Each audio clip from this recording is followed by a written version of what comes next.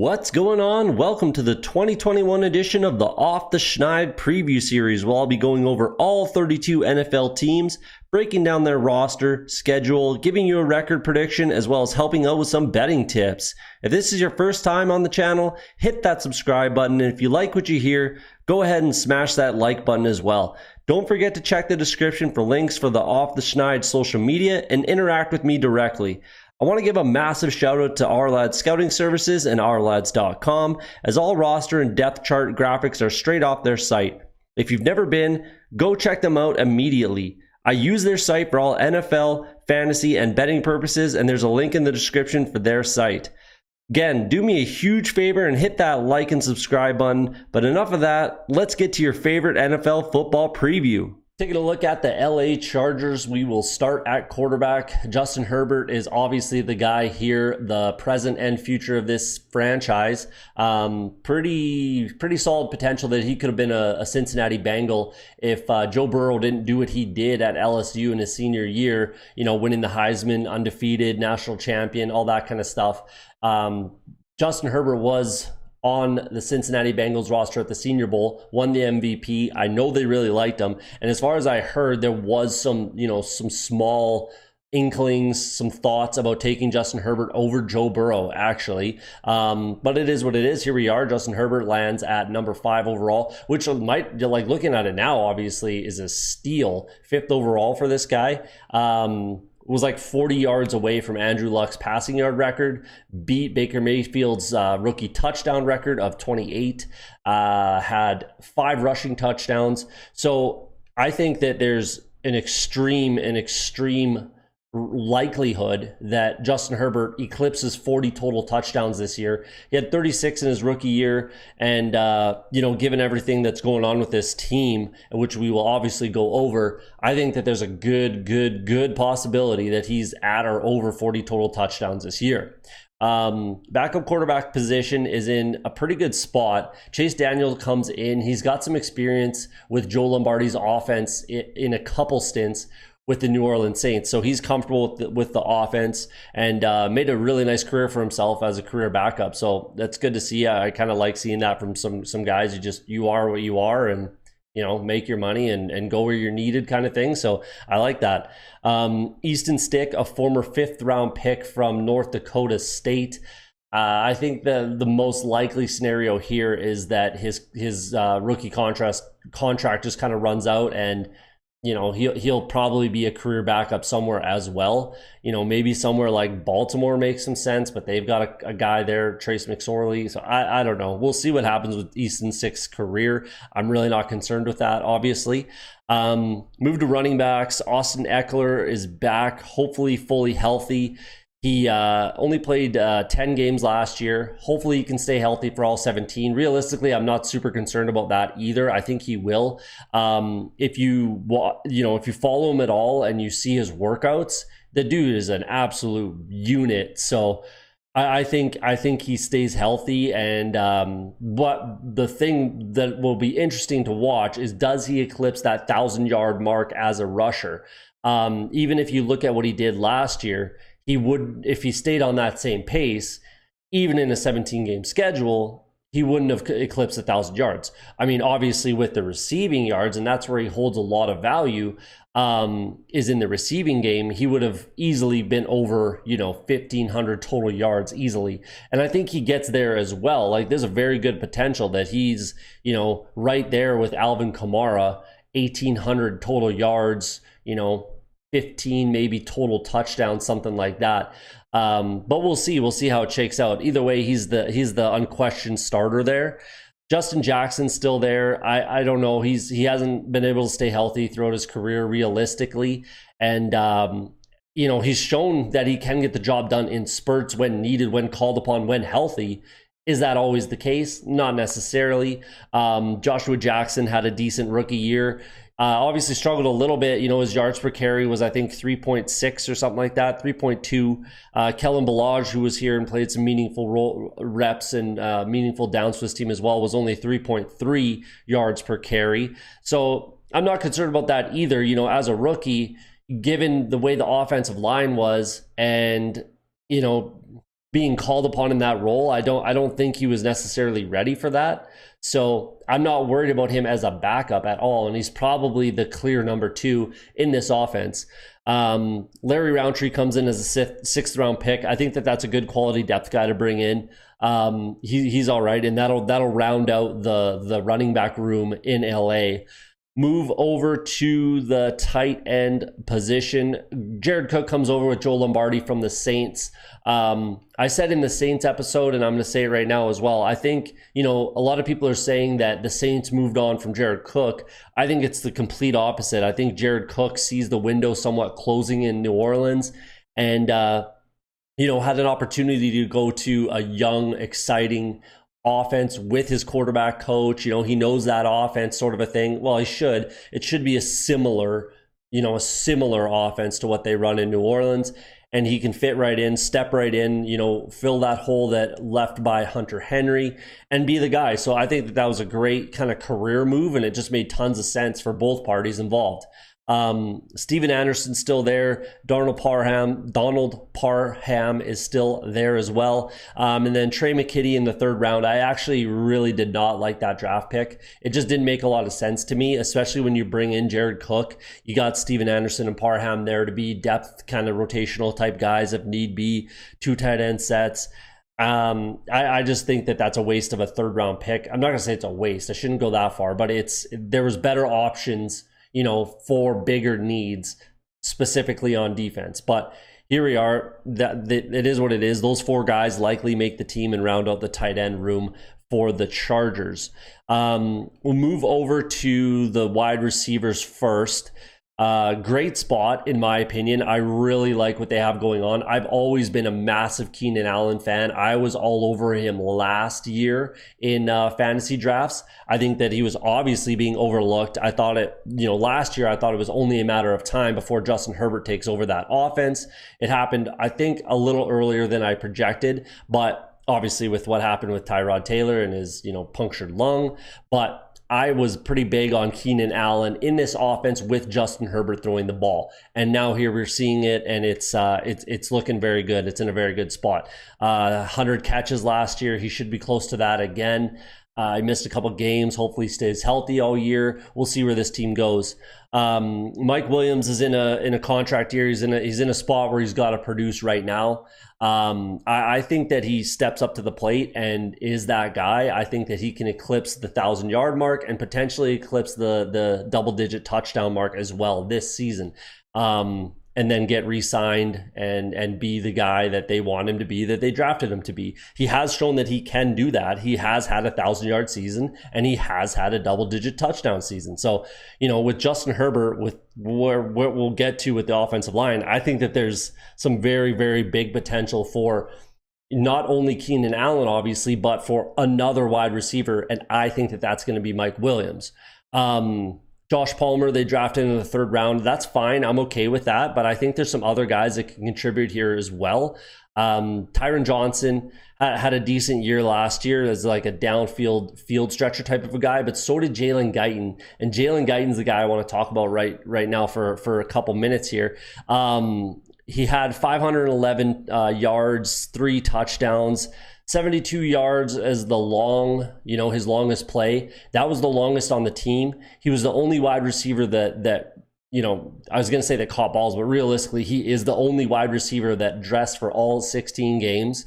28 catches, and this was more or less his rookie year. Obviously, I know that it wasn't technically, but realistically, that was his rookie season. And if you're taking it at face value there, then how are we not, I'm looking at him at the very minimum of, Marquez Valdez-Scantling from the Green Bay Packers, who had 600 and something and, 5 touchdowns, 6 touchdowns maybe. That's kind of how I'm looking as a floor for Jalen Guyton. I think there's a lot of value for him in fantasy drafts and best ball, stuff like that. I think that he definitely holds some value. I think he can take a step up from there. He was originally recruited by Notre Dame. Obviously everybody knows that, big school. So, the pedigree is there. he got suspended due to some disciplinary stuff, went home to North Texas, played there, played well, didn't get drafted. Here he is, and I think that in this offense, with the way that the Chargers are going to play on offense and play games, they're going to be playing from behind sometimes. There's going to be a lot of shootouts, I feel like. So I think that there's room for Jalen Guyton to excel in this offense. Move to the offensive line. Rashawn Slater obviously comes in as their first round pick, shores up that entire line, which is in a phenomenal spot, an absolutely phenomenal spot. Brian Balaga came over last year. Matt Filer, Corey Lindsley come in. Ode Obushi, sorry if I'm butchering that, comes in. And then Rashawn Slater. Basically, it's entire turnover for the extreme better. They were middle of the pack last year in sacks allowed. I think that absolutely decreases this year. Of 100% decreases from where they're at. I could see this being one of the better offensive lines in football, to be honest with you. Even some of their depth guys are in a good spot. Trey Pipkins, Scott Quisenberry, Brendan Hymas comes in the 5th round. They have some depth. They have tons of difference makers. I think that this could absolutely be one of the top echelon offensive lines in football. Easy top 10, potentially top 5 for sure.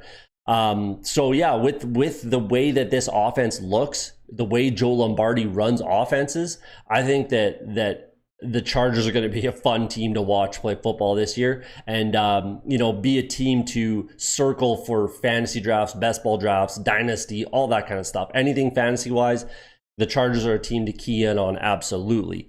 We'll kick it over to the defensive side of the ball. Obviously, Brandon Staley comes in as the new head coach. Ronaldo Hill is the defensive coordinator, but realistically, I feel like they'll just kind of work in tandem.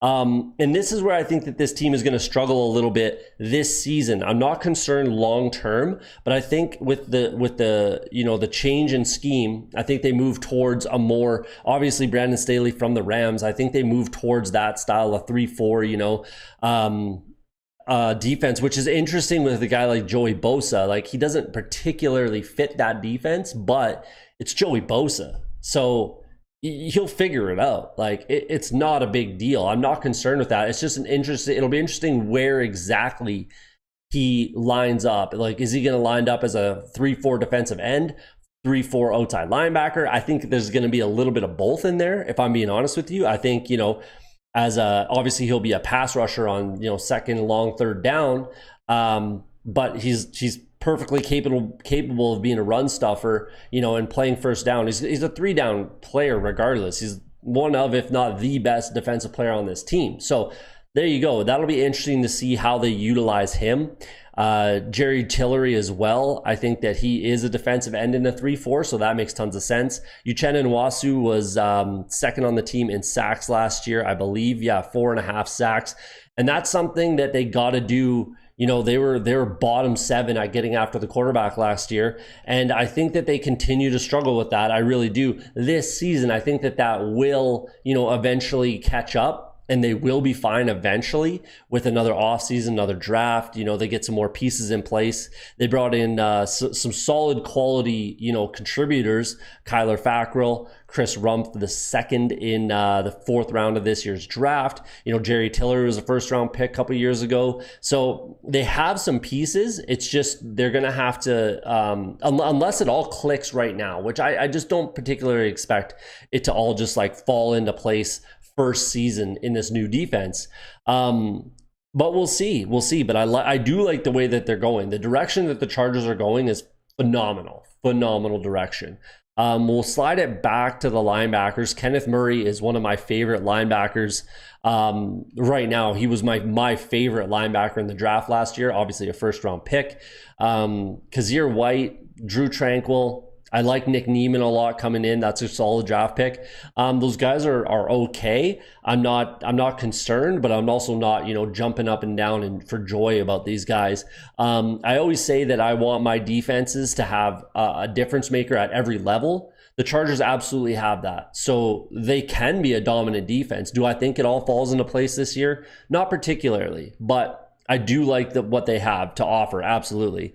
Trayvon Campbell, Michael Davis is playing above his kind of pay grade, which is fantastic. Asante Samuel slipped to them in the second round. That's a good spot. Chris Harris is, Chris Harris. I don't need to say too much more. He's one of the best, if not the best, still at his age, nickel corners in the game, and just a leader as well. And then Derwin James, for me, Derwin James is that back end guy, that difference maker on the back end. I'm a huge fan of Derwin James. So yeah, Joey Bosa, Kenneth Murray, Derwin James, difference maker at every level, leader at every level. I just think they're going to need a couple more pieces to shore it up moving into next season. Realistically, yeah, I think that they're going to play a lot of shootouts, a lot of run and gun. If the defense plays, above where I'm thinking that they will be, then this team is absolutely a playoff team and, potential contenders for this division. I don't particularly think that they get there, but we'll see. There's your breakdown of the roster. Let's take a look at what I have projected for them to win, where they'll finish schedule-wise in 2021. All right, 10-7 is what I got projected for the Chargers. I don't think that Chargers fans will be upset with that. I really don't. I don't give them too much of a chance to win this division. I'll say that. I do have them, as long as Drew Lock is the quarterback in Denver and there's not something crazy that happens, with Aaron Rodgers before the season starts.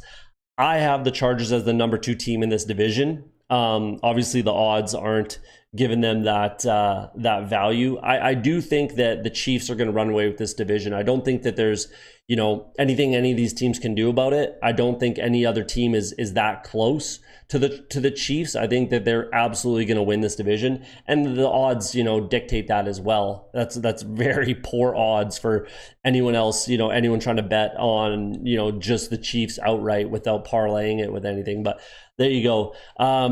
So low, high, my, realistically, I think that if they're on the low side, it's a bit of a disaster, but I just think that it's possible if the defense struggles, even more than I think it will.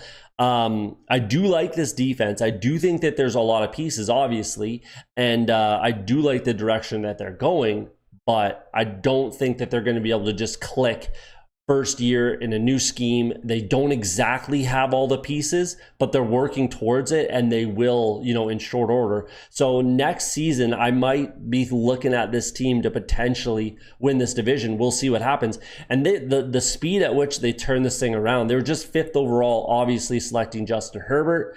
And now they're looking to be, I think anything but a playoff appearance is a bit of a disaster for this team. I think that they absolutely can make the playoffs.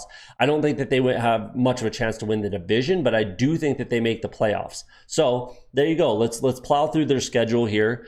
Week 1 on the road against Washington. That's a very, very tough game. Extreme west to extreme east plus north south. I think that they're going to have a hard time with that game. It is week 1. Fans in the stands, I think they're going to get crazy. That defense is awesome for Washington, and they're going to still be able to put up points against the Chargers defense. So I think Washington gets that win at home. Then they go all the way back to LA, that new stadium. It's going to be rocking. The Dallas Cowboys come in, who also have a fantastic offense. That's going to be an absolute barn burner shootout, in my opinion. I think DFS guys are going to be circling that game on their calendar and hitting it hard in week 2. I do think that the Chargers are going to get that win because they are at home. It's their home opener. I'm taking the Chargers in that game. On the road against Kansas City, I give them a better shot to win at home, but they're not going, I'm sorry, but they're not going into Kansas City and getting that win. At home against the Vegas Raiders, they get that win. Primetime game, Monday nighter, they absolutely get that win against the Raiders. At home against the Cleveland Browns, that's a good game. That's a really, really good game. And it'll be a solid barometer for where, honestly, both teams are at, to be honest with you, because, the Chargers are going to put up points kind of regardless. They're going to put up points. I mean, the Browns defense is going to be one of the best in the league, in my opinion. But again, that'll be a good barometer for the Browns defense.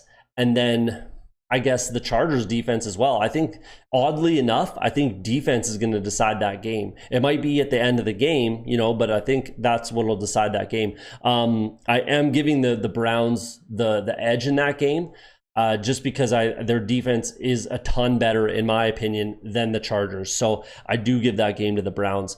Then on the road against the Baltimore Ravens, Very, very tough game, especially on the road. I think that the Ravens get that win at home. If it were in LA, I'd give them a better shot, but I like the Ravens to get that win. So realistically, like, they might be a losing team by their bye, which is concerning, but it's gonna light a fire under this team. B, their schedule eases up difficulty-wise, absolutely, after their bye. For most teams that are a playoff team, and I consider the Chargers a playoff team, I want their bye week to be late. But as far as everything that I've just said, I don't mind it being a week 7 bye week, especially there's a reasonable possibility that they're a losing team. That's gonna let them know that we got to win some ball games moving forward. You know what I'm saying? So it's gonna light a fire, I think, under this young team. Then they open up at home against the New England Patriots, who have a very, very good defense, not so great of an offense. And I think that they can absolutely get that win at home, and I think that they do. On the road against the Philadelphia Eagles, I think they do. They beat the Eagles pretty handily, I think, even on the road. I think that they absolutely get that win. Then at home against the Minnesota Vikings, I think they can absolutely get that win, and I think that they do. So they start to pile them up here and go on a run. I think that they can absolutely go on a stretch of 6, 7, 8 potential wins, maybe 6, 7. We'll get there. At home against Pittsburgh Steelers, I think they absolutely get that win. I think they're a better team all around. Sunday night game, both offensively and defensively, I think they're probably a better team. I think the Steelers struggle. They get that win. On the road against the Denver Broncos, tough game, on the road, in a division game. I think that that's the toughest game, to be honest with you. I think that might be their toughest game after their bye. Very winnable. That'll decide the low high my here, but I'm not going to say that they're going to win it or not. That's a toss up game. Very winnable. They could take the loss as well. On the road against Cincinnati Bengals, again, very winnable game. I'm not saying that they absolutely go into Cincinnati and get that win, especially later in the season, but very, very winnable. Then at home against the New York Giants, very winnable game. I think they can get that win. So 1, 2, 3, 4, 5, 6, 7. They could rattle off 7 straight wins realistically after their bye. If they're 3-4, now they're sitting there at 10-4. Like, low high my. I'm not saying that that's exactly what happens, but there's potential there that they're sitting at 10-4 when they were 3-4 going into their bye. And then boom, you're back in that playoff conversation, potentially even thinking about division, but realistically, I just don't see it. Then at home on a short week against the Kansas City Chiefs, I think the Kansas City Chiefs they're not going to lose too many ball games at all. So I don't think that they're going to get that win. I think the Chiefs get that win. On the road against Houston, they're absolutely going to pummel Houston. Houston's not going to win a ton of ball games. They go from a team that's not going to lose a lot, probably the best team, to the worst team, realistically. Pretty close anyways. At home against the Denver Broncos, we'll go ahead and maybe give them the split there. They're both pretty good teams. They're both good, in their own right. The Chargers obviously have a better offense. The Broncos probably have a better defense. And it's a division game, rivalry game. It's going to be a tough game for both teams. And then finish out the season on the road against the Las Vegas Raiders. Another very winnable game. It's on the road, though. We'll see where the Raiders are at, but I think that the Chargers are overall the better team. I think they get swept by the Chiefs, sweep the Raiders, and split with the Broncos. That's kind of how I'm looking at the Chargers this year. So there you go. Like, it's very realistic that they're absolutely a playoff team. I think that stretch in the middle of the season, they can absolutely just rattle off some wins right after their bye, and then they're going to know where they're at and know what they got to do to round out the season to get to where they want to go. So there you go. There's your breakdown. Let me know what you think in the comments. There's your breakdown for the 2021 season for the Los Angeles Chargers.